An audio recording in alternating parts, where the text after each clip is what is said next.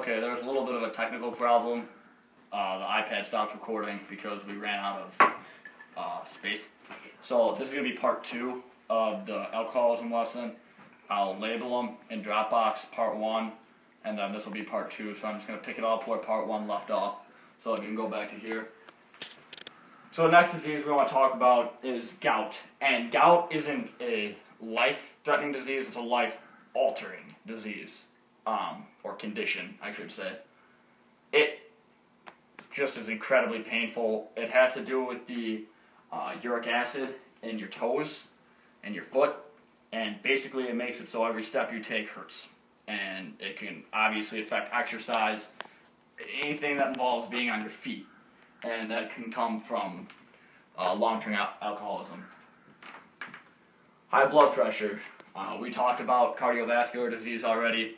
High blood pressure is a big indicator of cardiovascular disease, and if you already have a predisposition to cardiovascular disease because of high alcoholism, high blood pressure isn't going to help it, and they go hand in hand, also caused by long-term alcoholism.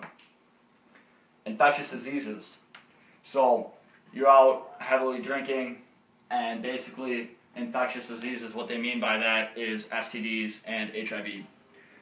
When you're drinking, your judgment is impaired. You might go out and do something sexually with somebody that you may not know very well. You may not use protection because you have impaired judgment because you're a little bit under the weather. And other things for infectious diseases is long-term alcoholism can sedate your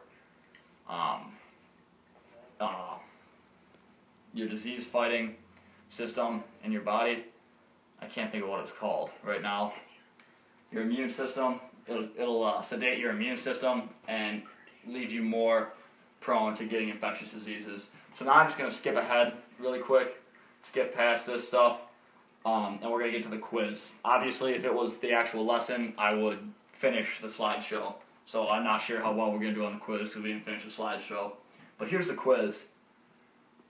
So now we would read through here. Some of these questions the class isn't going to be able to know because it wasn't covered on the slideshow, but they're going to give it their best guess.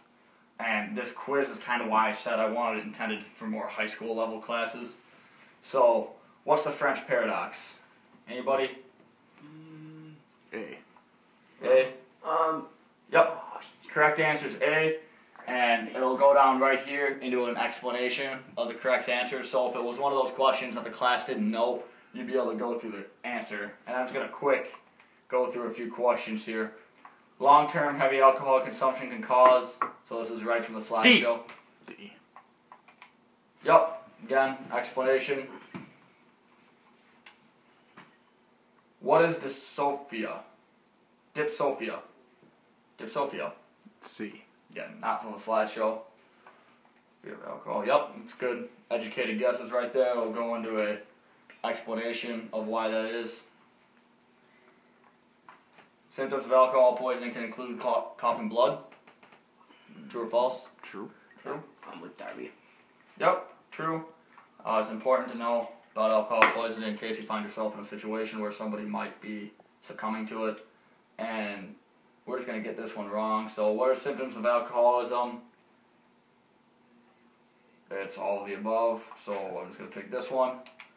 And you can see when you get one wrong, it'll point out that it's wrong, give you the correct answer, and give you an explanation. And there's actually 21 questions.